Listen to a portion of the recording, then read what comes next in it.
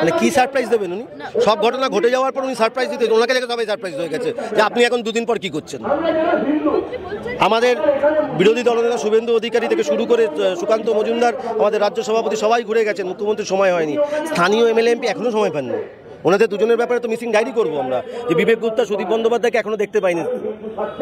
কিন্তু আমাদের কাউন্সিলররা তারা ছিলেন, পরপর দুদিন ওখানে ছিলেন, তারা নিজেদের কাজ সামলেছেন এবং কোনো মৃত্যু নিয়ে আমরা রাজনীতি করতে চাই না। কিন্তু তার মানে এটা নয় যে মৃত্যুটা অত্যন্ত সহজলভ্য হয়ে যাবে পশ্চিমবঙ্গ এবং কলকাতার বাজারে। বড় বাজারে দেখলেন, লেক টাউনে হয়েছে, আজকে এই মুহূর্তে সেক্টর 5 এর একটি জায়গা দাউ দাউ করে জ্বলছে। হচ্ছেটা কি বাংলায়? এত ইল্লিগাল পার্কিং, এত ইল্লিগাল বিল্ডিং, এত ইল্লিগাল সব জায়গায় চলছে। এই যে নেক্সাসটাকে ভাঙতে হবে, এই নেক্সাস যদি না ভাঙা যায় আরও মানুষের মৃত্যু হবে, সেটা কখনোই কাম্য নয়। তাহলে উনি সব কিছু জেনে শুনে যদি এতদিন প্রশ্রয় দিয়ে থাকেন, ওনাকে প্রশ্ন করুন যে আপনি পদত্যাগ করবেন না কেন? আপনাকে পদত্যাগ করা উচিত। দমকল মন্ত্রীকে বলুন চারিদিকে এত আগুন লাগছে, উনি একটা কাজ করুন, উনি একটু মানে হেলিকপ্টার নিয়ে ঘুরুন।